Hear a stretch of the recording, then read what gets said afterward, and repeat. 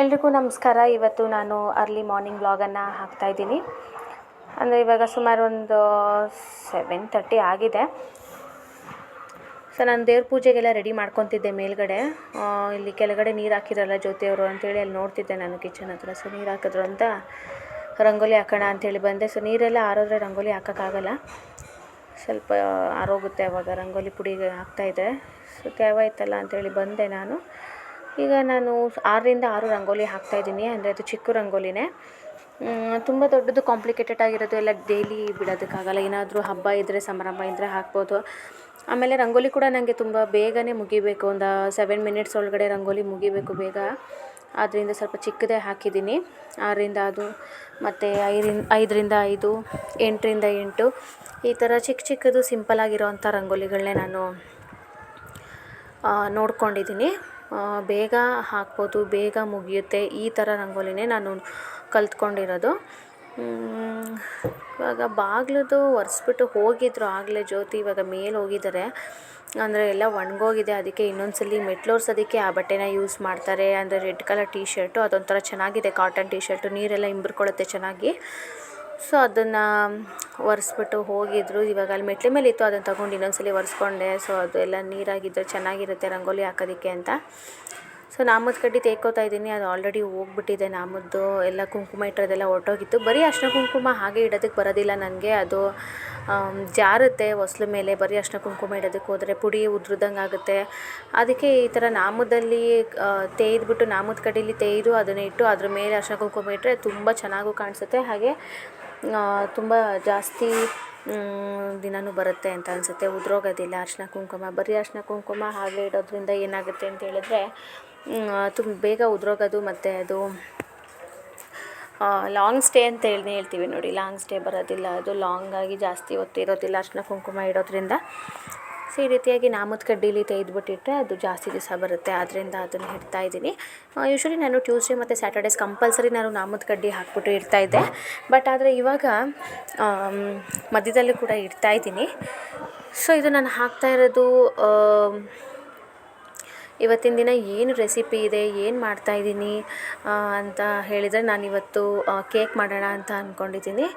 ಅಂದರೆ honey cake ಮಾಡೋಣ ಅಂತ ಹೇಳಿ. ಸೊ ನಾರ್ಮಲಾಗಿ ಚಾಕ್ಲೇಟ್ ಕೇಕ್ ಮಾಡೋಣ ಅಂದ್ಕೊಂಡೆ, ಆದರೆ ಅದಕ್ಕೆ ಚಾಕ್ಲೇಟ್ ಕೇಕಿಗೆ ಏನೇನು ಬೇಕೋ ಅದನ್ನೆಲ್ಲ ಇನ್ನೂ ನಾನು ತರಿಸ್ಕೊಂಡಿಲ್ಲ. ಈ ಕೇಕ್ ಏನಾದರೂ ಚೆನ್ನಾಗಿ ಬಂದರೆ ಅದನ್ನು ಟ್ರೈ ಮಾಡೋಣ ಅಂತ ಅಂದ್ಕೊಂಡು, ಹನಿ ಕೇಕ್ ಅಂದರೆ ನಾರ್ಮಲಾಗಿ ರೆಸಿಪಿ ಏನೇನು ಬೇಕೋ ಎಲ್ಲ ಇಂಗ್ರೀಡಿಯೆಂಟ್ಸು ನಮ್ಮ ಮನೆಯಲ್ಲೇ ಇರುತ್ತೆ. ಸೊ ಅದರಿಂದ ನಾನು ಸಿಂಪಲ್ಲಾಗಿ ಹನಿ ಕೇಕ್ ಟ್ರೈ ಮಾಡೋಣ ಅಂದ್ಕೊಂಡು ಇವತ್ತು ಬೇಗ ಒಂದು ಸ್ವಲ್ಪ ಮಾಡ್ಕೊತಾ ಇದ್ದೀನಿ ಕೆಲಸಗಳೆಲ್ಲ. ಸೊ ಹುಡುಗರು ಇನ್ನೂ ಎದ್ದಿಲ್ಲ, ಅದಕ್ಕೆ ನಾನು ರಂಗೋಲಿ ಆರಾಮಾಗಿ ಹಾಕ್ತಾಯಿದ್ದೀನಿ. ಅವ್ರೇನಾದರೂ ಬಂದಿದ್ದರೆ ಇಷ್ಟೊತ್ತಿಗೆ ಅಷ್ಟೇ, ಏನೋ ರಂಗೋಲಿ ಹಾಕೋದಕ್ಕೆ ಬಿಡ್ತಾ ಇರಲಿಲ್ಲ. ಸೊ ತುಳಸಿ ಕಟ್ಟೆ ಮುಂದೆ ಕೂಡ ಒಂದು ಚಿಕ್ಕದಾಗಿ ಬಿಟ್ಟಿದ್ದೀನಿ. ಆಮೇಲೆ ಈ ರಂಗೋಲಿ ಏನು ಗೊತ್ತಾ, ಈ ರಂಗೋಲಿ ನಾನು ಎಲ್ಲಿ ಕಲ್ತ್ಕೊಂಡೆ ನೋಡಿ, ಫ್ಲವರ್ ಹಾಕ್ಬಿಟ್ಟು ಈ ಕಡೆ ಒಂದು ಡಿಸೈನ್ ಬಂದಿದೆಯಲ್ಲ, ಒಂಥರ ಈಗಲ್ ವಿಂಗ್ಸ್ ಥರ, ಅದನ್ನು ನಾನು ನನ್ನ ನನ್ನ ಚೈಲ್ಡ್ಹುಡ್ ಫ್ರೆಂಡ್ ಒಬ್ಬಳಿದ್ದು ಶಿಲ್ಪ ಅಂತ, ಅವ್ರ ಮಮ್ಮಿ ಬಿಡ್ತಾಯಿದ್ರು ಅವ್ರ ಮನೆ ಮುಂದೆ ಈ ಥರ ರಂಗೋಲಿನ ವಿಡಿಯೋ ಸ್ಟಾಪ್ನಲ್ಲಿದ್ದಾಗ. ಸೊ ಆವಾಗ ನಾನು ನೋಡ್ಕೊಂಡಿದ್ದೆ. ನಾನು ಇನ್ನೂ ಅವಾಗ ಒಂದು 5ನೇ ಕ್ಲಾಸು 6ನೇ ಕ್ಲಾಸು ಅಷ್ಟೇ ಇದ್ದೆ. ಆ ರಂಗೋಲಿನ ನಾನು ಇವಾಗ ಹಾಕಿದ್ದೀನಲ್ಲ ಅದೇ ರಂಗೋಲಿ. ಸೊ ನೋಡಿ, ಇನ್ನು ಆವಾಗ ನೋಡ್ಕೊಂಡಿದ್ದು ರಂಗೋಲಿ, ನಾನು ಆವಾಗ ಕಲ್ತ್ಕೊಂಡಿದ್ದು. ಸೊ ಇನ್ನೂ ಅದು ಹಾಗೆ ಗ್ರ್ಯಾಸ್ಪ್ ಆಗಿದೆ ಆ ಮೆಮೊರಿ ಅವಾಗ. ಸೊ ಅದನ್ನು ಹಾಕ್ತೆ ಅಷ್ಟೇ ರಂಗೋಲಿ. ಆಮೇಲೆ ನಾನೆಲ್ಲ ಆಗಲೇ ಒರೆಸಿ ಗುಡಿಸಿ ಎಲ್ಲ ಹೋಗಿದ್ದೆ ದೇವ್ರ ಮನೇಲಿ. ಏನಂದರೆ ನಾನು ದೇವ್ರ ಮನೇಲಿ ಒಂದು 3 ಸಲ ಒರೆಸ್ಕೊತೀನಿ. ಒಂದು ಸಲ ಒಣಬಟ್ಟೆಯಲ್ಲಿ ತೊಗೊಂಡು ಹೀಗೆ ಎಲ್ಲ ಒರೆಸ್ಕೊತೀನಿ, ಹೂವು ಎಲ್ಲ ತೆಗೆದುಬಿಟ್ಟು ಕಸ ಗುಡಿಸೋ ರೀತಿಯಲ್ಲಿ ಒಣಬಟ್ಟೆಯಲ್ಲಿ ಒರೆಸ್ಕೊಳ್ಳೋದು. ಆಮೇಲೆ ನಾನು ಬಟ್ಟೆನ ಒಂದು ಸ್ವಲ್ಪ ನೀರಲ್ಲಿ ಅದ್ಬಿಟ್ಟು ಹಿಂಡ್ಬಿಟ್ಟು ಆಮೇಲೆ ಅದನ್ನು ಒರೆಸ್ಕೊತೀನಿ 1-2 ಸಲ. ಅಂದರೆ ಗಂಜಲ ಇದ್ದರೆ ನಾನು ಗಂಜಲ ಹಾಕ್ಕೊತಾ ಇದ್ದೆ.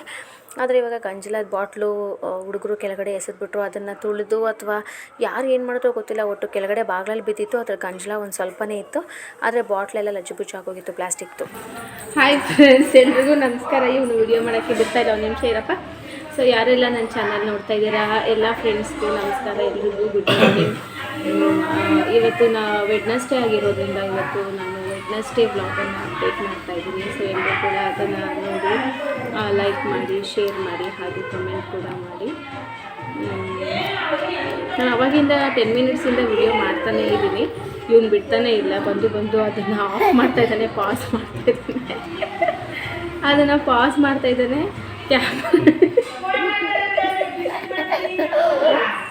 ಆ ಸೆಲ್ಫಿ ಸ್ಟಿಕ್ನ ಕೂಡ ಬೀಳಿಸ್ತಾ ಇದ್ದಾನೆ. ನಿಶ್ವಿಕಾ ಸ್ಕೂಲ್ ನಡೆಯ ಕಡೆ. ಸೊ ನಿಶು ಸ್ಕೂಲ್ಗೆ ಹೋಗಿದ್ದಾಳೆ. ಸ್ಕೂಲ್ಗೆ ಹೋಗಿದ್ದಾಳೆ, ಇನ್ನೇನು 11:45 ಬರ್ತಾಳೆ ಅವಳು. ಸೊ ಅಷ್ಟರೊಳಗಡೆ ನಾನು ಒಂದು ಸ್ವಲ್ಪ ವ್ಲಾಗ್ಸ್ ಏನಾದರೂ ಎಲ್ಲ ಆ್ಯಡ್ ಮಾಡ್ತೀನಲ್ಲ, ವ್ಲಾಗ್ಸ್ ಎಲ್ಲ ಎಡಿಟ್ ಮಾಡಿ, ಸೊ ಅದನ್ನೆಲ್ಲ ನಾನು ಕವರಪ್ ಮಾಡ್ತಾಯಿದ್ದೀನಿ. ಆ್ಯಸ್ ಯೂಶುವಲ್ ನಾನು ಡೈಲಿ ಏನಾಗ್ತೀನಿ ಅಂತ ಹೇಳಿದ್ರೆ ಪೂಜೆದು ಹಾಕ್ತೀನಿ, ಆಮೇಲೆ ರಂಗೋಲಿ ವ್ಲಾಗ್ಸ್ ಹಾಕ್ತೀನಿ, ಮತ್ತು ಕುಕ್ಕಿಂಗ್ ವ್ಲಾಗ್ಸ್ ಆ್ಯಸ್ ಯೂಶುವಲ್ ಅವತ್ತು ಏನು ಮಾಡ್ತೀವಿ ಲಂಚಿಗೆ, ಮತ್ತು ಒಂದೊಂದ್ಸರಿ ಈವ್ನಿಂಗ್ ಮಿನಿ ವ್ಲಾಗ್ಸ್ ಕೂಡ ಹಾಕ್ತೀನಿ, ಮತ್ತು ಮಾರ್ನಿಂಗ್ ಟಿಫನ್ ಏನು ಮಾಡಿರ್ತೀವಿ ಅದನ್ನು ಹೇಳ್ತೀನಿ ಅಷ್ಟೇ. ಅದನ್ನು ಫುಲ್ಲು ಹಾಕೋದಕ್ಕೆ ಹೋಗೋದಿಲ್ಲ. ಸೊ ಎಲ್ಲ ಮಿಕ್ಸೆಡ್ ವ್ಲಾಗ್ಸ್ ಅಂದರೆ ಡೈಲಿ ವ್ಲಾಗ್ಸ್ ಎಲ್ಲ ನಾನು ಅಪ್ಡೇಟ್ ಮಾಡ್ತಾಯಿದ್ದೀನಿ. ಸೊ ಇನ್ಮೇಲೆ ಅನ್ಕೋತಾ ಇದ್ದೀನಿ, ಸೊ ಡೈಲಿ ವ್ಲಾಗ್ಸಲ್ಲಿ ಈವ್ನಿಂಗ್ ಮಿನಿ ವ್ಲಾಗ್ನ ಕೂಡ ಆ್ಯಡ್ ಮಾಡಿ, ಸೊ ಅದನ್ನು ಹಾಕೋಣ ಅಂತ, ಅಥವಾ ವೀಕ್ಲಿ 3 ವ್ಲಾಗ್ಸ್ ಹಾಕೋಣ ಅಂತ ಅನ್ಕೋತಾ ಇದ್ದೀನಿ. ನೋಡಬೇಕು. ಯಾಕೋ ನೋಡೋಣ ಜ್ಯೋತಿ ಬಂತು. ಸೊ ಜ್ಯೋತಿ ಸೌಂಡ್ ಕೂಡ ಒಂದು ಸ್ವಲ್ಪ ಡಿಸ್ಟರ್ಬೆನ್ಸ್ ಇದೆ, ಸೊ ಕೇಳಿಸ್ತಾ ಇಲ್ಲ ಅನಿಸುತ್ತೆ. ನಾನು ಅದಕ್ಕೆ ಒಂದು ಸ್ವಲ್ಪ ವಾಯ್ಸ್ ಜೋರಾಗಿ ಮಾತಾಡ್ತಾ ಇದ್ದೀನಿ. ಕಸ ಗುಡಿಸಿದ್ದಾಯಿತು, ನೆಲ ಒರೆಸ್ತಾ ಇದ್ದಾರೆ ಜ್ಯೋತಿ ವಾಯ್ಸ್ ಕೇಳಿಸ್ತಾ ಇರ್ಬೋದು ನಿಮಗೆ. ಅಲ್ಲಿ ಕಿಚನಲ್ಲಿ ಅವರು ಮನೆಯಿಂದ ಹೋಗೋ ತನಕ ವಾಯ್ಸ್ ಹಂಗೆ ಕೇಳಿಸ್ತಾನೆ ಇರುತ್ತೆ. ಅವಳೇನಾದರೂ ಒಂದು ಸ್ಟೋರಿ ಹೇಳ್ತಾನೆ ಇರ್ತಾರೆ ಜ್ಯೋತಿ. ಸೊ ಇದು ಇವತ್ತಿನ ವ್ಲಾಗನ್ನು ಸ್ಟಾರ್ಟ್ ಮಾಡೋಕ್ಕೆ ಮುಂಚೆ, ಸೊ ನಾನು ಈ ರೀತಿಯಾಗಿ ಒಂದು ಫೇಸ್ ಟು ಫೇಸ್ ಕ್ಯಾಮ್ರಾದಲ್ಲಿ ಒಂದು ವ್ಲಾಗಲ್ಲಿ ಆ್ಯಡ್ ಮಾಡೋಣ ಅಂತೇಳಿ ಎತ್ಕೊಂಡೆ. ಹ್ಞೂ ಅಮ್ಮ ಹಾಕಿಟ್ಬಿಡಿ ಬಂದೆ. ರೊಟ್ಟಿ ಹಾಕ್ಲ ಅಂತ ಕೇಳ್ತಿದ್ದಾರೆ ಅಮ್ಮ, ಸೊ ಅದಕ್ಕೆ ಹಾಕಿಟ್ಬಿಡಿ ಎರಡು ಅಂತ ಹೇಳಿದೆ. ಚಿನ್ನಿ ಡಿಸ್ಟರ್ಬ್ ಮಾಡಬಾರ್ದು. ಸೊ ಇನ್ನು ಬಂದು ಡಿಸ್ಟರ್ಬ್ ಮಾಡ್ತಿದ್ದಾನೆ. ಬಟ್ ಆದರೂ ನಾನು ಅದಕ್ಕೆ ಫೇಸ್ ಟು ಫೇಸ್ ಕ್ಯಾಮ್ರಾ ವ್ಲಾಗನ್ನು ಇನ್ನೂ ಸ್ಟಾರ್ಟ್ ಮಾಡಿಲ್ಲ. ಯಾಕಂತ ಹೇಳಿದರೆ ಇದು ಒಂದೊಂದ್ಸಲಿ ಡಿಸ್ಟರ್ಬ್ ಮಾಡುತ್ತೆ, ಇದು ಮತ್ತು ಅದು ನಿಶ್ವಿಕಾ ಇಬ್ಬರೂ, ಅಭ್ಯಾಸ ಮತ್ತು ನಿಶ್ವಿಕಾ. ಸೊ ಅದಕ್ಕೆ ಯಾವ ರೀತಿ ವ್ಲಾಗ್ ಮಾಡ್ತಾಯಿದ್ದೀನಿ, ವಾಯ್ಸ್ ಓವರ್ ಕೊಡ್ತಾ ಇರೋದು ಅದಕ್ಕೇನೆ. ಸೊ ಯಾರೆಲ್ಲ ನನ್ನ ಚಾನಲ್ ನೋಡ್ತಾ ಇದ್ದಾರೆ ಎಲ್ಲರೂ ಕೂಡ ಒಂದು ಲೈಕನ್ನು ಮಾಡಿ ಹಾಗೂ ಸಬ್ಸ್ಕ್ರೈಬ್ ಮಾಡಿ. ಎಲ್ಲರೂ ಕೂಡ ಸಬ್ಸ್ಕ್ರೈಬ್ ಮಾಡಿ ಹಾಗೂ ಕಮೆಂಟ್ ಮಾಡಿ ಅಂತ ಹೇಳ್ತಾ ಈ ವ್ಲಾಗನ್ನು ನಾನು ಇಲ್ಲಿ ಕಂಪ್ಲೀಟ್ ಮಾಡೋಣ ಅನ್ಕೋತಾ ಇದ್ದೀನಿ. ಧನ್ಯವಾದಗಳು. ಓಕೆ ಫ್ರೆಂಡ್ಸ್, ಅಂದರೆ ಇವಾಗ ನಾನು ಫೇಸ್ ಟು ಫೇಸ್ ಕ್ಯಾಮ್ರಾ ವ್ಲಾಗನ್ನು ಕೆಲವರು ತುಂಬ ಜನ ಅಪ್ಡೇಟ್ ಮಾಡ್ತಾ ಇದ್ದಾರಲ್ವ. So face to face camera vlog ಅಂತ ಹೇಳಿದರೆ ಅದು ನಾವು ವಾಯ್ಸ್ ಓವರ್ ಕೊಡೋ ಹಂಗಿಲ್ಲ, ಸುಮ್ಮನೆ ಏನಿದೆ ಅದನ್ನು ಹಾಗೆ ಡೈರೆಕ್ಟಾಗಿ ಹೇಳ್ಕೊಂಡು ಹೋಗೋವಂಥದ್ದು. ಆಮೇಲೆ ಈ ವ್ಲಾಗಲ್ಲಿ ಏನು ಅಂತ ಹೇಳಿದ್ರೆ ನಾವು ಮತ್ತೆ ವಾಯ್ಸ್ ಓವರ್ ಕೊಡೋದಕ್ಕೆ ಅಂತ ತಿರ್ಗಾ ಎಡಿಟ್ ಮಾಡೋದಕ್ಕೆ ಎಲ್ಲ ಟೈಮ್ ತೊಗೊಳುತ್ತೆ. ನಂಗೆ ಅನ್ಸುತ್ತೆ ಈ ಫೇಸ್ ಟು ಫೇಸ್ ವ್ಲಾಗೇ ಬೆಟರ್ ಅಂತ. ಯಾಕಂತ ಹೇಳಿದರೆ ಅದು ತುಂಬ ಕ್ಲಾರಿಟಿ ಇರುತ್ತೆ, ಮತ್ತು ಅದೇನಿರುತ್ತೆ ಅದು ಇನ್ಸ್ಟೆಂಟಾಗಿ ನಾವು ಹಾಗೆ ಹೇಳಿ ಹಾಗೆ ಹಾಕ್ಬಿಡೋದು, ಆ ರೀತಿಯಾಗಿರುತ್ತೆ. ಸೊ ನಾನು ಆ ರೀತಿಯಾಗಿ ವ್ಲಾಗನ್ನು ಅಪ್ಡೇಟ್ ಮಾಡೋಣ ಅಂತ ಅಂದ್ಕೊತಾ ಇದ್ದೀನಿ. ಸೊ ನಾನು ಎಲ್ಲಿ ಬಿಟ್ಟಿದ್ದೆ, ಸೊ ಗಂಜಲ ಬಾಟ್ಲೆಲ್ಲ ಲಜ್ಜುಬಿಚ್ಚು ಆಗಿತ್ತಲ್ಲ ಫ್ರೆಂಡ್ಸ್. ಸೊ ಅದಕ್ಕೆ ನಾನು ಏನು ಮಾಡಿದೆ, ಇವಾಗ ಗಂಜಲ ಎಲ್ಲ ಯೂಸ್ ಮಾಡ್ತಿಲ್ಲ. ಸೊ ಹಾಗೆ ನಾರ್ಮಲ್ ವಾಟರಲ್ಲೇ ನೀರಲ್ಲೇ ನಾನು ಬಟ್ಟೆನೆಲ್ಲ ಇಂಟ್ಕೊಂಡು 2 ಸಲ ಒರೆಸ್ತೀನಿ. ಸೊ ಫಸ್ಟು ಒಂದು ಸಲ ಒಂದು ಬಟ್ಟೆಲಿ, ಇದು 2 ಸಲ. ಸೊ ಆವಾಗ ದೇವ್ರ ಮನೆ ಕಲ್ಲು ತುಂಬ ಶೈನಿಂಗ್ ಆಗಿ ಚೆನ್ನಾಗಿ ಕಾಣಿಸ್ತಾ ಇರುತ್ತೆ. ಈ ಸೋಪ್ ಆಯಿಲು ಹಾಕ್ಬೋದು ಅಥವಾ ಫೆನೈಲು ಹಾಕ್ಬೋದು, ಆದರೆ ನಾನು ಹಾಕ್ತಾ ಇಲ್ಲ. ಸೊ ಗಂಜಲ ಯೂಸ್ ಮಾಡೋಣ ಅಂತ. ಅಂದರೆ ಶನಿವಾರ ಮಂಗಳವಾರ ಮತ್ತು ನಾವು ಯಾವಾಗ ಒರೆಸ್ಕೊತೀನಿ ವಾರದಿನ ಅವಾಗೆಲ್ಲ ಒಂದು ಸ್ವಲ್ಪ ಹಾಕ್ತೀನಿ. ಬಟ್ಟೆನೆಲ್ಲ ನೀಟಾಗಿ ಸೋಪಲ್ಲೆಲ್ಲ ತೊಳ್ಕೊಂಡು ಒಂದು ಸ್ವಲ್ಪ ಫೆನೈಲು ಗಮ್ಮನ್ಲಿ ಅಂತೇಳಿ. ಸೊ ಇವಾಗ ನಾವು ಸಾಂಬಾರಿಗೆ ರೆಡಿ ಮಾಡ್ಕೋಬೇಕು. ಆದರೆ ಇವಾಗ ಇನ್ನು ಹುಡುಗರಿಗೆ ಅಂತ ಹೇಳಿ ಇದನ್ನು ಹಾಕ್ತಾಯಿದ್ದೀನಿ, ಏನಪ್ಪ ರೊಟ್ಟಿ ಥರ ಹಾಕ್ತಾಯಿದ್ದೀನಿ ಮಕ್ಕಳಿಗೆ ಅಂಥೇಳಿ. ಸೊ ಇವಾಗ ಬೇಗ ಟಿಫನ್ದೆಲ್ಲ ಮುಗಿದ್ಮೇಲೆ ಸಾಂಬಾರಿಗೆ ಹುಳಿ ಸಾರು ಅಂದರೆ ಸ್ವಲ್ಪ ಬೇಗ ಆಗುತ್ತೆ. ಆದರೆ ಇವತ್ತು ಯಾವ ಸಾಂಬಾರು ಅಂತ ಇನ್ನೂ ಗೊತ್ತಿಲ್ಲ ನನಗೆ. ಸೊ ಅದಕ್ಕೆ ಸಾಂಬಾರಿಗೆಲ್ಲ ನಾನು ಯೂಶ್ವಲಿ ರೆಡಿ ಮಾಡೋದು ಸ್ವಲ್ಪ ಲೇಟೇ, ಅಂದರೆ ಒಂದು 10:45. ನನ್ನದು ಟಿಫನ್ ಆಗೋದೇ ಒಂದು 10:45 ಆಗುತ್ತೆ, 10:30 ಒಳಗಡೆ ಅಂದ್ಕೊಳ್ಳಿ. ಆಮೇಲೆ ನಾನು ಶುರು ಮಾಡೋದು ಸಾಂಬಾರಿಗೆ. ಸೊ ಇವತ್ತು ನಾನು ಸಾಂಬಾರಿಂದೇನೂ ತೋರಿಸ್ತಾ ಇಲ್ಲ, ಕೇಕ್ ಮಾಡ್ತಾಯಿದ್ದೀನಲ್ವ, ಅದಕ್ಕೆ ಕೇಕಿನ ರೆಸಿಪಿ ತೋರಿಸ್ತಾ ಇದ್ದೀನಿ. ಸೊ ಕೇಕು ಚೆನ್ನಾಗಾಗಿತ್ತು ಟೇಸ್ಟ್ ನೋಡಿದಾಗ, ಬಟ್ ಈಸ್ಟ್ ಹಾಕೋದ್ರಿಂದ ಬೇಕ್ರಿ ಥರ ಇನ್ನೂ ಸ್ವಲ್ಪ ಸ್ಮೂತ್ ಬರುತ್ತೆ ಅಂತ ಅನಿಸುತ್ತೆ. ಬನ್ನಿ ನೋಡೋಣ ಏನೇನು ಹಾಕಿದ್ದೀನಿ ಅಂತೇಳಿ. ನಾನು ಎಲ್ಲ ಅಳತೆ ಪ್ರಕಾರ ತೊಗೊಂಡಿದ್ದೀನಿ. ಮೊಸರು, ಸಕ್ಕರೆ. ಸೊ 1 ಗ್ಲಾಸಷ್ಟು ಸಕ್ಕರೆ, ಅರ್ಧ ಗ್ಲಾಸಷ್ಟು ಮೊಸರು ಹಾಕ್ಕೊಂಡಿದ್ದೀನಿ. ಈಗ ಅದನ್ನು ಚೆನ್ನಾಗಿ ವಿಸ್ಕ್ ಮಾಡಬೇಕು, ಅಂದರೆ ಚೆನ್ನಾಗಿ ತಿರುಗಿಸ್ಬೇಕು. ಈ ಸಕ್ಕರೆ ಕರಗೋ ತನಕ ಅದನ್ನು ತಿರುಗಿಸ್ತಾ ಇರಬೇಕು. ಸೊ ಇದೊಂದು ಸ್ವಲ್ಪ ಫಸ್ಟ್ ಗಟ್ಟಿ ಅನ್ನಿಸ್ತಾಯಿತ್ತು, ಆಮೇಲೆ ಹೀಗೆ ತಿರುಗಿಸ್ತಾ ಒಳಗಡೆ ಇರೋ ಸಕ್ಕರೆ ಎಲ್ಲ ಕರಗೋಗಿ ತುಂಬ ಸ್ಮೂತಾಗಿ ಬಂದಿತ್ತು. ಒಳ್ಳೆ ಬೆಣ್ಣೆಯಲ್ಲಿ ಸಕ್ಕರೆ ಕರಗಿದ್ರೆ ಹೇಗಾಗುತ್ತೆ ನೋಡಿ, ಸ್ಮೂತಾಗಿ ಆ ಥರ ಬಂದಿತ್ತು. ತುಂಬ ಚೆನ್ನಾಗಿ ಕಾಣಿಸ್ತಾ ಇತ್ತು ನೋಡೋಕ್ಕೇ, ಮೊಸರು ಮತ್ತು ಸಕ್ಕರೆ ಮಿಕ್ಸ್ ಆದಾಗ. ಸೊ ಹಿಂಗೆ ಚೆನ್ನಾಗಿ ಮಿಕ್ಸ್ ಮಾಡಿ, ನಾನಂತೂ ಚೆನ್ನಾಗಿ ಒಂದು 5 ಮಿನಿಟ್ಸೋ 10 ಮಿನಿಟ್ಸೋ ಹಿಂಗೆ ಮಿಕ್ಸ್ ಮಾಡಿದ್ದೀನಿ ಅನಿಸುತ್ತೆ ಇದನ್ನು, ಸಕ್ಕರೆ ಎಲ್ಲ ಕರ್ಕೊಳ್ಳಿ ಅಂತೇಳಿ. ಯಾಕಂದರೆ ನಾನು ನೋಡಿದ ವಿಡಿಯೋದಲ್ಲಿ ಸಕ್ಕರೆ ಕರಗಬೇಕು ಅಂತ ಹೇಳಿದರು, ಅದಕ್ಕೆ ಸಕ್ಕರೆ ಎಲ್ಲ ಕರಗಿಸ್ದೆ. ಆನಂತರ ನಾನು ಈ ಒಬ್ಬಟ್ಟು ಮಾಡ್ತಾರಲ್ಲ ಕವರು, ಆ ಕವರ್ನ ತೊಗೊಂಡಿದ್ದೀನಿ. ಆ ಕವರ್ನ ತೊಗೊಂಡು ಈ ಕುಕ್ಕರ್ ಶೇಪಲ್ಲಿ, ರೌಂಡ್ ಶೇಪಲ್ಲಿ ಕಟ್ ಮಾಡಿಕೊಂಡು ಆಮೇಲೆ ಅದನ್ನು ಕುಕ್ಕರ್ ಒಳಗಡೆ ಹಾಕಬೇಕಲ್ವ, ಕೇಕಿಗೆ ತಳ ಹಿಡಿಬಾರ್ದು ಅಂಥೇಳಿ ಈ ಕವರ್ನ ಹಾಕೋದು. ಒಬ್ಬಟ್ಟು ಕವರ್ನ ತೊಗೊಂಡಿದ್ದೀನಿ. ಅದಕ್ಕೆ ಒಂದು ಸ್ವಲ್ಪ ಎಣ್ಣೆಯನ್ನು ಹಚ್ಚಿ ಅದು ನೀಟಾಗಿ ಟ್ರಾನ್ಸ್ಪರೆಂಟ್ ಆಗಬೇಕು ಕವರು. ಈ ವೈಟ್ ಕಲರ್ ಕವರ್ ಇದೆ ನೋಡಿ, ಅದು ಟ್ರಾನ್ಸ್ಪರೆಂಟ್ ಆಗಬೇಕು, ಆ ಥರ ಎಣ್ಣೆ ಹಚ್ಚಬೇಕು. ಅದಕ್ಕೆ ಒಂದು ಸ್ವಲ್ಪ ಎಣ್ಣೆನ ಹಚ್ಬಿಟ್ಟು ಆನಂತರ ಕುಕ್ಕರ್ಗೂ ಒಂದು ಸ್ವಲ್ಪ ಎಣ್ಣೆನ ಹಚ್ಚಬೇಕು. ಕುಕ್ಕರ್ಗೂ ಒಂದು ಸ್ವಲ್ಪ ಎಣ್ಣೆನ ಹಚ್ಚಿಬಿಟ್ಟು ಹೀಗೆ ಹಾಕಿಟ್ರೆ ಕುಕ್ಕರೆಲ್ಲ ತಳ ಹಿಡಿಯೋದಿಲ್ಲ. ಮತ್ತು ಕುಕ್ಕರ್ ಏನಾಗಿತ್ತು ಅಂತೇಳಿದ್ರೆ, ಈಗ ನಾನು ಆಯಿಲ್ ಅಪ್ಲೈ ಮಾಡಿರೋ ಕಡೆ ಎಲ್ಲೂ ಕೇಕ್ ಎಲ್ಲೂ ಅಂಟ್ಕೊಂಡಿರಲಿಲ್ಲ. ಆಮೇಲೆ ನಾನು ಏನು ಮಾಡಿದೆ, ಈ ಕುಕ್ಕರ್ಗೆ ಸೈಡಲ್ಲಿ ಸ್ವಲ್ಪ ಎಣ್ಣೆ ಹಚ್ಚೋಕ್ಕಾಗಲಿಲ್ಲ, ನಾನು ಮರ್ತುಬಿಟ್ಟೆ, ಎಣ್ಣೆ ಹಚ್ಚಲಿಲ್ಲ. ಅದಕ್ಕೆ ಒಂದು ಸ್ವಲ್ಪ ಅಂಟ್ಕೊಂಡಿತ್ತು ಅಷ್ಟೇ ಕೇಕು. ಅದು ಬಿಟ್ಟರೆ ಇನ್ನೇನೂ ಇಲ್ಲ, ತುಂಬ ಚೆನ್ನಾಗಿ ಬಂತು ಕೇಕು.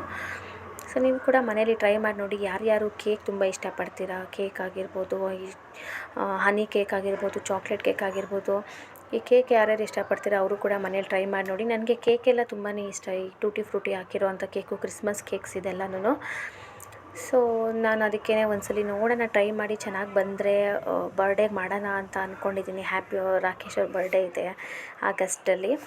ಸೊ ಟ್ರೈ ಮಾಡೋಣ ಚೆನ್ನಾಗಾದರೆ ಅಂತ ಅಂದ್ಕೊಂಡಿದ್ದೀನಿ. ಸೊ ಚೆನ್ನಾಗಿತ್ತು, ತಿನ್ನೋದಕ್ಕೆ ಏನಿಲ್ಲ, ತುಂಬಾ ಅಂದರೆ ಟೇಸ್ಟಿಯಾಗೇ ಇತ್ತು. ಬಟ್ ಸ್ವಲ್ಪ ಏನೋ ಯೂಶ್ವಲಿ ತುಂಬ ಕೇಕ್ಸ್ನ ಟೇಸ್ಟ್ ನೋಡಿರೋರಿಗೆ ಏನು ಅನಿಸುತ್ತೆ ಅಂದರೆ, ಅದು ಇನ್ನೊಂದು ಸ್ವಲ್ಪ ನಮಗೆ ಸ್ಮೂತ್ ಬೇಕು ಅನಿಸುತ್ತೆ.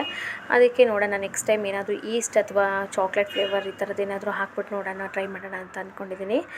ಈ ಹನಿ ಕೇಕ್ ಬದಲು ನೋಡಿ, ಮೈದಾ ತೊಗೋತಾ ಇದ್ದೀನಿ ನಾನು. ಮೈದಾ ಹಿಟ್ಟು 2 ಗ್ಲಾಸಷ್ಟು ಹಾಕ್ಕೊಬೇಕಾಗತ್ತೆ. 2 ಗ್ಲಾಸಷ್ಟು ಮೈದಾ ಹಿಟ್ಟನ್ನು ಹಾಕ್ಕೊಂಡಿದ್ದೀನಿ. ಈಗ ಅದಕ್ಕೆ ನಾನು ಹಾಲು ಹಾಕ್ಕೋಬೇಕಾಗತ್ತೆ. ಹಾಲು ಮತ್ತು ಎಣ್ಣೆ, ಅರ್ಧ ಗ್ಲಾಸಷ್ಟು ಎಣ್ಣೆ ಹಾಕ್ಕೊಬೇಕಾಗತ್ತೆ. ಎಣ್ಣೆ ಅಥವಾ ಬೆಣ್ಣೆ ಅಥವಾ ತುಪ್ಪ ಯಾವುದಾದ್ರೂ ಈ 3ರಲ್ಲಿ ನೀವು ಹಾಕ್ಕೊಬೋದು. ಬಟ್ ನಾನು ಎಣ್ಣೆ ಹಾಕ್ಕೊಂಡಿದ್ದೀನಿ. ಮತ್ತು ಹಾಲು ಎಷ್ಟು ಬೇಕೋ ಅಷ್ಟು ನೋಡಿಕೊಂಡು, ಕನ್ಸಿಸ್ಟೆನ್ಸಿ ಪ್ರಕಾರ ನೀವು ನೋಡಿಕೊಂಡು ಹಾಲನ್ನು ಹಾಕ್ಕೊಬೇಕಾಗತ್ತೆ. ಎಷ್ಟು ಬೇಕೋ ಅಷ್ಟು ಹಾಕ್ಕೊಂಡು ನಾನು ಮಿಕ್ಸ್ ಮಾಡ್ಕೊತಾ ಇದ್ದೀನಿ. ಅಂದರೆ ಅದು ಬ್ಯಾಟರ್ ಥರ ಬರಬೇಕು ಅಂತ ಹೇಳಿದ್ದಾರೆ. ಈ ದೋಸೆ ಹಿಟ್ಟು ಮತ್ತು ಈ ಇಡ್ಲಿ ಹಿಟ್ಟು ನಾವು ಕಲಿಸ್ತೀವಲ್ಲ, ಆ ಥರ ಬ್ಯಾಟರ್ ರೀತಿಯಲ್ಲಿ ಹಿಟ್ಟಿನ ಒಂದು ಹದ ಬರಬೇಕು ಕೇಕ್ ಮಾಡಬೇಕಾದ್ರೆ ಅಂತ ಹೇಳಿ ನಾನು ನೋಡಿದ್ದೀನಿ ವ್ಲಾಗಲ್ಲಿ, ವಿಡಿಯೋಸಲ್ಲಿ. ಸೊ ಅದೇ ರೀತಿ ನಾನು ಕೂಡ ಮಾಡ್ತಾಯಿದ್ದೀನಿ. ಕೇಕ್ ತುಂಬ ಚೆನ್ನಾಗಾಗುತ್ತೆ ಅಂತ ಹೇಳಿ, ತುಂಬ ತೆಳ್ಳಗೂ ಇರಬಾರ್ದು, ತುಂಬ ಗಟ್ಟಿಗೂ ಇರಬಾರ್ದು. ಸೇಮ್ ಈ ದೋಸೆ ಹಿಟ್ಟು, ಇಡ್ಲಿ ಹಿಟ್ಟು ಆ ರೀತಿ ಆ ಹದಕ್ಕೆ ಬಂದರೆ ಸಾಕು ಅಂತ ನೋಡಿ ಮಿಕ್ಸ್ ಮಾಡ್ತಾನೆ ಇದ್ದೀನಿ. ಸೊ ತುಂಬ ಚೆನ್ನಾಗಿ ಬರ್ತೈತೆ ನೋಡಿ, ಸಕ್ಕರೆನೇ ಕಾಣ್ತಿಲ್ಲ, ಸಕ್ಕರೆ ಕೂಡ ಫುಲ್ಲು ಕರಗೋಗಿದೆ. ತುಂಬ ಚೆನ್ನಾಗಿ ಕಾಣ್ತಿತ್ತು. ನನಗೇನೋ ಕೇಕ್ ತುಂಬ ಚೆನ್ನಾಗಿ ಬರುತ್ತೆ ಅಂತ ಈ ಹಿಟ್ಟನ್ನ ನೋಡ್ತಾನೆ ಕಾನ್ಫಿಡೆನ್ಸ್ ಬಂತು ಒಂದು ಸ್ವಲ್ಪ ಕೇಕ್ ಚೆನ್ನಾಗಿ ಬರುತ್ತೆ ಅಂತ ಹೇಳಿ. ಸೊ ಈಗ ಅದಕ್ಕೆ ಸೋಡಾ ಹಾಕಿದ್ದೀನಿ. ಅವರು ಅರ್ಧ ಚಮಚದಷ್ಟು ಸೋಡಾನ ಹಾಕಿದ್ದಾರೆ, ಹಾಕ್ಕೊಳ್ಳಿ ಅಂತ ಹೇಳಿ. ಸೊ ಅರ್ಧ ಚಮಚದಷ್ಟು ಸೋಡಾನ ಹಾಕಿದ್ದೀನಿ ನಾನು. ಸೊ ಬೇಕಿಂಗ್ ಸೋಡಾ ಹಾಕಿದ್ದೀನಿ. ಆನಂತರ ಒಂದು ಸ್ವಲ್ಪ ಸಾಲ್ಟ್ ಕೂಡ ಹಾಕ್ಕೊಬೇಕು ಇದಕ್ಕೆ, ಒಂದು ಸ್ವಲ್ಪ ನಾನು ಸಾಲ್ಟ್ ಕೂಡ ಹಾಕಿದ್ದೀನಿ. ಹಾಲು ಕೂಡ ನೀವು ಮಿಕ್ಸ್ ಮಾಡಬೇಕಾದ್ರೆ ಎಷ್ಟು ಬೇಕೋ ಅಷ್ಟು ಹಾಲನ್ನು ಹಾಕ್ಕೊಬೇಕಾಗತ್ತೆ. ನಾನು ಹಾಲು ಹಾಕಿದ್ದಾಯಿತು, ಎಣ್ಣೆ ಕೂಡ ಹಾಕಿದ್ದಾಯಿತು. ಸೊ ಬೇಕಿಂಗ್ ಸೋಡಾ ಕೂಡ ಹಾಕಿದ್ದೀನಿ. ಸೊ ಇದು ಕೇಕು ಚೆನ್ನಾಗಾಗಿತ್ತು ಈ ಸಲ. ಸೊ ಹೇಗಾಗಿದೆ ಇದನ್ನು ಮುಚ್ಚಿಡಬೇಕಾಗತ್ತೆ ನಾವು, ಕುಕ್ಕರ್ ನೋಡಿ ಈ ರೀತಿ ಮುಚ್ಚಿಡಬೇಕಾಗತ್ತೆ. ರಾಕೇಶ್ ಅವ್ರು ಬಂದು ನೋಡ್ತಾಯಿದ್ರು ಕೇಕ್ ಹೇಗಾಗಿದೆ ಅಂತ ಹೇಳಿ, ನೋಡೋಣ ಸ್ಮೆಲ್ ಬರ್ತಾಯಿದೆ ಅಲ್ವಾ ಹೆಂಗೆ ಮಾಡಿದ್ದಾಳೆ ಅಂತ ಬಂದು ನೋಡೋಕ್ಕೆ ಬಂದಿದ್ರು ನಿಶು ಮತ್ತು ರಾಕೇಶ್ ಅವರು. ಸೊ 25 ಮಿನಿಟ್ಸು ನಾನು ಹೀಗೆ ಹೆಂಚಿಟ್ಬಿಟ್ಟು ಮೀಡಿಯಮ್ ಫ್ಲೇಮಲ್ಲಿ, ಅಂದರೆ ನಾನು ಮೀಡಿಯಮ್ ಫ್ಲೇಮ್ ಇಟ್ಟಿರಲಿಲ್ಲ, ಹೈ ಫ್ಲೇಮೇ ಇಟ್ಟಿದ್ದೆ ಇಷ್ಟು, ಅದನ್ನು ಕೇಕನ್ನು ಬೇಯಿಸೋದಕ್ಕೆ ಅಂತ ಹೇಳಿ. ಅಂದರೆ ನಾನು ವಿಷಲ್ ಹಾಕಿರಲಿಲ್ಲ, ಹೀಗೆ ಮುಚ್ಚಿಟ್ಟಿದ್ದೆ ಅಷ್ಟೇ. ನಾರ್ಮಲಾಗಿ ನಾವು ಹೇಗೆ ಮುಚ್ಚಿಡ್ತೀವಿ ನೋಡಿ, ಹೇಗೆ ಮುಚ್ಚಿಟ್ಟಿದ್ದೆ, ನಾನು ವಿಷಲ್ ಹಾಕಿರಲಿಲ್ಲ ಅಷ್ಟೇ. ಈ ಫ್ಲೇಮಲ್ಲಿ ಚೆನ್ನಾಗಿ ಬೇಯಿಸಬೇಕು, ಒಂದು 25 ನಿಮಿಷ ಚೆನ್ನಾಗಿ ಬೇಕಾಗಬೇಕದು. ಹಾಗೆ ಬೇಕಾದಾಗ ಕೇಕ್ ಏನಿತ್ತು ಉಬ್ಬಿತ್ತು. ನಾನು ಮಾಡಿದ್ದಂತಹ ಕೇಕು ಫಸ್ಟು ಫ್ಲ್ಯಾಟ್ ಆಗಿತ್ತು, ಆನಂತರ ಉಬ್ಬಿತ್ತು. ಆಮೇಲೆ ಅದು ಬೆಂದಿದೆಯಾ ಇಲ್ವಾ ಅಂತ ಹೇಳಿ ಚೆಕ್ ಮಾಡೋದಕ್ಕೆ ಒಂದು ಟೂತ್ ಪಿಕ್ಕನ್ನು ತಗೊಂಡು ಚುಚ್ಚಿ ನೋಡಬೇಕಾಗತ್ತೆ. ಸೊ ಬೆಂದಿದೆ ಅಂತ ಹೇಳಿದರೆ ಅದು ಅಂಟ್ಕೊಳ್ಳೋದಿಲ್ಲ ಟೂತ್ ಪಿಕ್ಕಿಗೆ. ಸೊ ಅದು ಮೆಥಡ್ ಇದೆ ಕೇಕ್ನ ಹೇಗೆ ಬೆಂದಿದೆಯಾ ಇಲ್ವಾ ಅಂತ ಚೆಕ್ ಮಾಡೋದಕ್ಕೆ. ಸೊ ಕೇಕ್ ಆಗಿತ್ತು ಆಲ್ರೆಡಿ, ಆದರೂ ಇನ್ನೊಂದು ಸ್ವಲ್ಪ ಹೊತ್ತಿಟ್ಟೆ ಹಾಗೆ ಅದು ಚೆನ್ನಾಗಿ ಇನ್ನೊಂದು ಸ್ವಲ್ಪ ಬೇಕಾಗಲಿ ಅಂತ ಹೇಳಿ. ಸೊ ಅದು ಚೆನ್ನಾಗಿ ಆಗಿದೆ. ಓವನಲ್ಲೂ ಇದೇ ರೀತಿ ಬೇಕಾಗುತ್ತೆ ಅಂತ ಅನಿಸುತ್ತೆ. ಬಟ್ ಓವನಲ್ಲಿ ನಾನು ಪಿಜ್ಜಾ ಮಾಡಿ ಅಪ್ಲೋಡ್ ಮಾಡಿದ್ದೀನಿ. ಅದು ನನ್ನ ಹಳೆ ಪ್ರೀವಿಯಸ್ ವ್ಲಾಗ್ಸಲ್ಲಿ ಇದೆ, ನೀವು ಬೇಕಾದರೆ ನೋಡ್ಬೋದು. ಪಿಜ್ಜಾ ಕೂಡ ಅವತ್ತು ಚೆನ್ನಾಗಾಗಿತ್ತು. ಈಗ ನಾನು ಕೇಕನ್ನು ಮಾಡಿದ್ದೀನಿ ಕುಕ್ಕರಲ್ಲಿ. ಚೆನ್ನಾಗಿ ಬಂದಿದೆ ಅಂದ್ಕೊಂಡಿದ್ದೀನಿ. ನಿಶುಗೆ ಹೇಳಿದ್ದೆ ಆಲ್ರೆಡಿ ನಾನು ಕೇಕ್ ಮಾಡ್ತಾಯಿದ್ದೀನಿ ಅಂತ. ಸೊ ಅವಳಿಗೆ ಒಂದು ಎಕ್ಸೈಟ್ಮೆಂಟ್ ಮತ್ತು ಒಂದು ಕ್ಯೂರಿಯಾಸಿಟಿ, ಹೇಗೆ ಮಾಡಿದ್ದೀನಿ ಕೇಕು, ಹೇಗಿದೆ ಕೇಕು.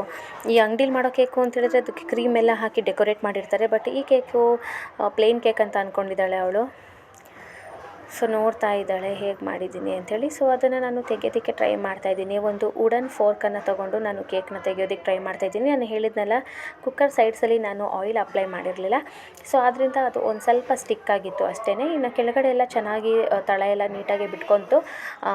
ಆ ಕವರ್ ಇದೆಯಲ್ಲ, ಪ್ಲಾಸ್ಟಿಕ್ ಕವರ್ನ, ಆ ಕವರ್ನ ಹಾಕಿ ಸ್ವಲ್ಪ ಎಣ್ಣೆ ಹಾಕಿಬಿಟ್ಟು ಹಾಕಿರೋದ್ರಿಂದ ಚೆನ್ನಾಗಿ ಬಂತು. ನೋಡಿ ಈಗ ಬೇಕಾಗಿದೆ ಅಂಥೇಳಿ ಗೊತ್ತಾಗುತ್ತೆ. ಸೊ ನೀಟಾಗಿ ಬಂದಿದೆ. ಮೇಲೂ ಕೂಡ ಏನೂ ಅಂಟ್ತಾ ಇಲ್ಲ. ತುಂಬ ಚೆನ್ನಾಗಾಗಿದೆ ಕೇಕು. ಈಗ ನೋಡಿ ಟೂತ್ ಪಿಕ್ಕನ್ನು ನಾನು ಹೀಗೆ ಮಾಡ್ತಾಯಿದ್ದೀನಿ. ಅಲ್ಲೆಲ್ಲ ಪ್ರಿಕ್ ಮಾಡ್ತಾಯಿದ್ದೀನಿ, ಟೂತ್ ಪಿಕ್ಕಲ್ಲಿ ಚುಚ್ತಾಯಿದ್ದೀನಿ. ಯಾಕಂತೇಳಿದರೆ ಹನಿ ಕೇಕ್ ಆಗಿರೋದ್ರಿಂದ ಅದಕ್ಕೆ ಹನಿನೂ ಒಂದು ಸ್ವಲ್ಪ ಹಾಕಬೇಕಾಗುತ್ತೆ. ಆಮೇಲೆ ಸಕ್ಕರೆ ಪಾಕವನ್ನು ಕೂಡ ಹಾಕಬೇಕಾಗುತ್ತೆ. ಸೊ ಈ ಕೇಕಿಗೆ ಸಕ್ಕರೆ ಪಾಕ ಹಾಕೋದ್ರಿಂದ ಅದು ತುಂಬ ಟೇಸ್ಟಿಯಾಗಿ ಬರುತ್ತೆ. ಮತ್ತು ನಾವು ತಿನ್ನಬೇಕಾದ್ರೆ ಅದು ನಮಗೆ ಟೇಸ್ಟ್ ಗೊತ್ತಾಗುತ್ತೆ ಎಷ್ಟು ಚೆನ್ನಾಗಿದೆ ಅಂತ ಹೇಳಿ, ಕೇಕ್ಗೆ ನಾವು ಸಕ್ಕರೆ ಪಾಕ ಹಾಕೋದ್ರಿಂದ. ಆಮೇಲೆ ನಮ್ಮನೇಲಿ ನಾವು ಕಸನೆಲ್ಲ ಒಂದು ಪ್ಲಾಸ್ಟಿಕ್ ಕವರ್ಗೆ ಹಾಕ್ಬಿಟ್ಟು ಆನಂತರ ಡಸ್ಟ್ಬಿನ್ಗೆ ಹಾಕ್ತೀವಿ. ಅದರಿಂದ ಅಲ್ಲಿರೋದನ್ನೆಲ್ಲ ಒಂದು ಪ್ಲಾಸ್ಟಿಕ್ ಕವರ್ಗೆ ಹಾಕಿಟ್ಟೆ. ಈಗ ನಮಗೇನು ಬೇಕು, ಕೇಕೆಲ್ಲ ರೆಡಿಯಾಗಿದೆ. ಈಗ ಅದಕ್ಕೆ ಏನು ಬೇಕು ಅಂದರೆ ಡೆಸಿಕೇಟೆಡ್ ಕೊಕೊನಟ್ ಪೌಡರ್ ಬೇಕು. ಅಥವಾ ನಾನು ಈ ಒಣಕೊಬ್ಬರಿ ಇದೆಯಲ್ಲ, ಅದನ್ನು ನಾನು ತುರಿದಿಟ್ಕೊಂಡಿದ್ದೀನಿ, ಅದನ್ನು ಉದುರಿಸೋಣ ಅಂತ ಹೇಳಿ. ಅಥವಾ ನೀವು ಹಸಿ ಕಾಯಿ ಇದ್ದರೆ ಅದನ್ನು ತುರಿದು ಅದನ್ನು ಒಂದು ಸ್ವಲ್ಪ ರೋಸ್ಟ್ ಮಾಡ್ಕೊಬೇಕಾಗುತ್ತೆ. ಯಾಕಂದರೆ ನೀರಿನ ಅಂಶ ಇರಬಾರ್ದಲ್ವ ಕಾಯಿ ತುರಿಯಲ್ಲಿ. ಕೇಕಲ್ಲಿ ನೀರಿನ ಅಂಶ ಇರೋವಂಥ ಕಾಯಿನ ನಾವು ಹಾಕಿದ್ರೆ ಅದು ಸ್ಮೆಲ್ ಬಂದುಬಿಡುತ್ತೆ, ಸ್ಟೋರ್ ಮಾಡೋದಕ್ಕಾಗೋದಿಲ್ಲ.